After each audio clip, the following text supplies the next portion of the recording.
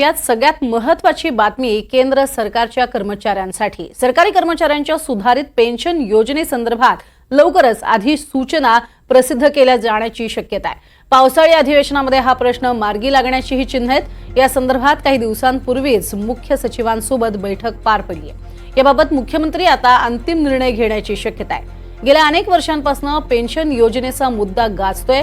एकीकडे राज्यात ही स्थिती असतानाच केंद्रीय सरकारी कर्मचाऱ्यांसाठी मात्र पेन्शनच्या लाभासंदर्भात सुधारणा प्रस्तावित आहे। सूत्रांकडून मिळालेल्या माहितीनुसार अंतिम मूळ वेतनाच्या 50% पर्यंत रक्कम ही निश्चित पेन्शन म्हणून देण्याचा प्रस्ताव आहे। सरकारने मार्च 2023 मध्ये पेन्शन बेनिफिटमध्ये सुधारणांसाठी नेमलेल्या समितीने अहवाल सादर केलाय आणि त्याच्या बहुतांश शिफारशी आंध्र प्रदेशच्या धर्तीवरती आहेत। याच धर्तीवरती महाराष्ट्रात सुद्धा पेन्शन लागू करण्याची घोषणा झाली होती, पण त्याचा GR अजूनही निघालेला नाहीये।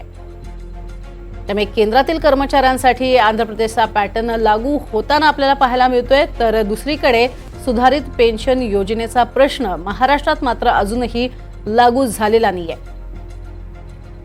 अधिक माहिती या संदर्भात आपण घेणार आहोत। राहुल कुलकर्णी आपले प्रतिनिधी आपल्या सोबत आहेत। राहुल, एकीकडे केंद्रीय जे काही कर्मचारी आहेत ते सगळे लाभ जे आहेत ते स्वीकारताना पाहायला मिळतात, मात्र महाराष्ट्रात अजून तशी स्थिती नाहीये। अजूनही पेन्शनसाठी अक्षरशः मारामार करावी लागते आणि वयाची 60 आली तरी सुद्धा रस्त्यावरती उतरून आपल्या हक्काच्या मागण्यांसाठी लढावं लागतंय, अशी स्थिती आहे। काय अधिक माहिती?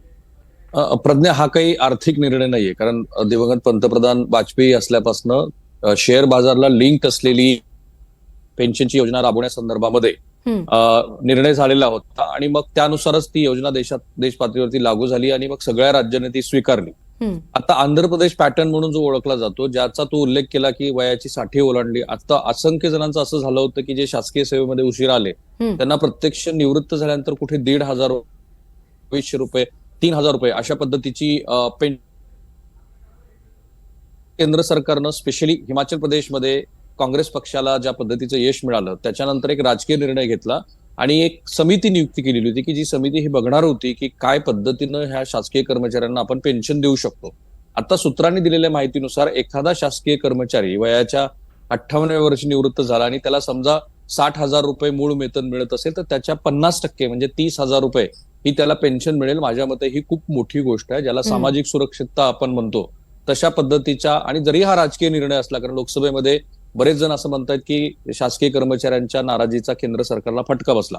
आता हा जर निर्णय केंद्र सरकारनं स्वीकारला तर महाराष्ट्रामध्ये हे जोर लावले जातील की महाराष्ट्रानं लोकसभा निवडणुकीच्या आधी मुख्यमंत्री एकनाथ शिंदे यांनी ज्या समितीच्या बैठका घेतल्यानंतर ठरवलं होतं की 50% मूळ वेतनावरती आपण पेन्शन देऊ, पण तो GR निघालेला नव्हता। आता त्याला जोर लागेल, कारण आताच महाराष्ट्र टाइम्स मध्ये बातमी आलेली की या संदर्भात पावसाळी अधिवेशनाच्या पूर्वी एक बैठक घ्यायच्या।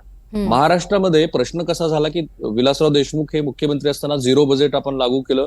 2005 नंतर महाराष्ट्रामध्ये पेन्शन योजना बंद झाली, परंतु महाराष्ट्रामध्ये जे 2-2.5 लाख कर्मचारी आहेत ते हेच सांगत होते की कुठे 1,500-2,000 पेन्शन मिळते आहे। तर हा निर्णय हा महाराष्ट्रामध्ये आंध्र प्रदेश पॅटर्नच्या धर्तीवरती लागू होऊ शकतो आणि त्यामुळं 50% पेन्शन मिळेल। आता त्यातले काही उपप्रश्न आहेत ते फार खोलात न जाता, परंतु ज्यांची सेवा 10 वर्ष राहिलेली आहे, ज्यांची 15 वर्ष राहिलेली आहे किंवा ज्यांची 12-13 वर्ष राहिलेली आहे, त्यांचं काय करायचं? पण काही जरी असलं तर जर केंद्र सरकारने आंध्र प्रदेश पॅटर्न स्वीकारला तर मूळची जी ओल्ड पेन्शन स्कीम आहे त्याच्याकडे आपण जाऊ। जाता जाता आपल्या प्रेक्षकांना की जे शासकीय कर्मचारी आहेत त्यांच्या माहितीसाठी, शेअर बाजार लिंक्ड स्कीम असल्यामुळं शेअर बाजारात ज्या दिवशी कर्मचारी निवृत्त झाला त्या दिवशीची स्थिती काय, म्हणजे बाजार खाली आहे की वर आहे, त्याच्यावर आधारित पेन्शन मिळत होती आणि त्याला आक्षेप होता। जगात असं कुठेही होत नाही असं म्हटलं जात होतं की सामाजिक सुरक्षितता नाहीये।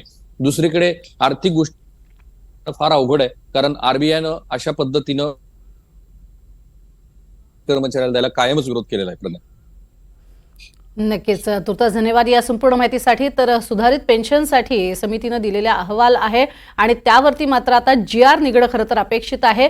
तुर्तास धन्यवाद या संपूर्ण माहितीसाठी राहुल।